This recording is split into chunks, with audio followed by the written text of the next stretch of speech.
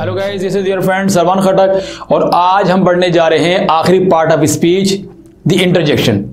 Guys, interjection क्या होता है? इंटरजेक्शन वो लफ्ज होता है जो किसी भी जज्बे या एहसास की वजह से हमारे मुंह से बेसाख्ता अदा हो जाए या बेसाख्ता निकल जाए।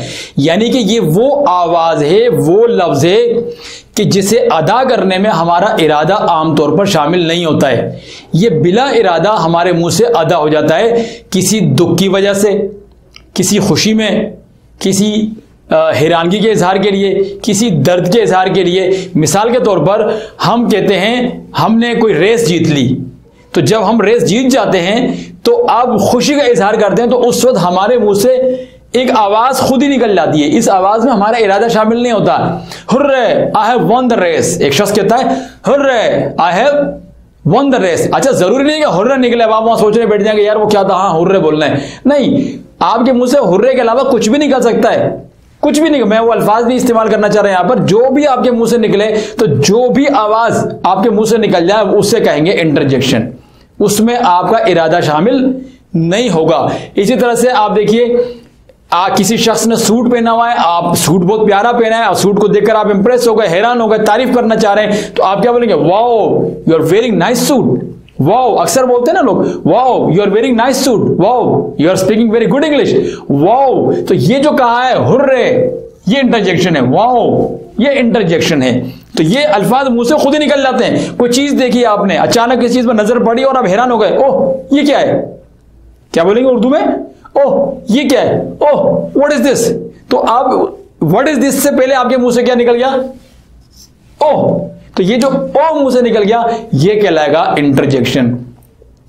इश्तिहार आता था आयोडेक्स का, अगर आपने देखा ऊ आ आउच, दूर भगाए, तो ये ऊ आ आउच, ये जो अल्फाज हैं ये इंटरजेक्शंस हैं, क्योंकि ये मुंह से खुद ब खुद अदा हो जाते हैं। जैसे चोट लगती है, आउच, खुद निकल जाते हैं मुंह से, ओह खुद मुंह से निकलता है। तो जो अल्फाज खुद मुंह से निकल जाएं बगैर किसी इरादे के, दर्द की वजह से, खुशी से, गम से, कोई भी जज्बा हो, उन अल्फाज को हम कहते हैं interjection. Oops I forgot to lock the door, आपने दरवाजा बंद नहीं किया, बंद किया और बाहर चले गए, रोड पर एकदम याद आ रहे लॉक तो किया ही नहीं, ओह उप्स, जो भी आवाज निकल गई, oops I forgot to lock the door, I forgot to lock the door. Oops आपने जो निकाला, ये निकल गया मुंह से, ये कहलाएगा इंटरजेक्शन। ठीक है जी। तो इंटरजेक्शन क्या होता है? वो अल्फाज, वो आवाजें जो मुंह से बेसाख्ता निकल जाए। आप इंजेक्शन लगा रहे, आपके मुंह से इस तरह की आवाज निकल जाती है, तो ये जो आवाज निकलती है इंटरजेक्शन। ठीक है ना?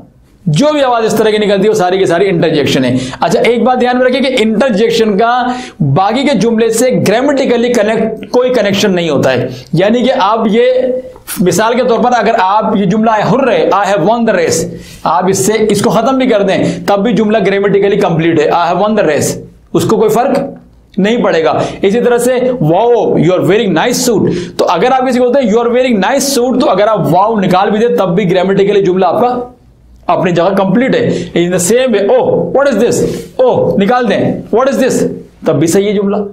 इस तरह से oops I forgot to lock the door, oops निकाल दें, I forgot to lock the door, आपका सेंटेंस अपनी जगह कंप्लीट है। तो जो आपका इंटरजेक्शन है वो आपके रेस्ट ऑफ सेंटेंस के साथ डायरेक्टली कनेक्टेड नहीं होता है, उसको वही नहीं भी होगा तब भी जुमला अपनी जगह कंप्लीट है। तीसरी बात ध्यान में रखिएगा कि जब भी इंटरजेक्शन यूज करेंगे उसके बाद हुर्रे आखिर में मार्क ऑफ एक्सक्लेमेशन, ये कहलाता है मार्क ऑफ एक्सक्लेमेशन, इसके नीचे से डॉट। ठीक है, तो आखिर में मार्क ऑफ एक्सक्लेमेशन का इस्तेमाल हो, वाओ ये मार्क ऑफ एक्सक्लेमेशन आ गया, ओह ये देखिए मार्क ऑफ एक्सक्लेमेशन, उप्स ये आ गया। तो जब भी इंटरजेक्शन को इस्तेमाल करेंगे उसके आखिर में आपको मार्क ऑफ एक्सक्लेमेशन लाजमी लगाना है। तो गाइस इतनी सी बात थी, इतना सा था इंटरजेक्शन।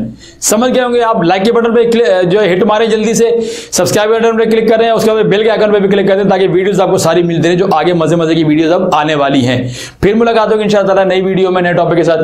तब तक के लिए सरवान खटक को इजाजत दीजिए। अल्लाह हाफिज।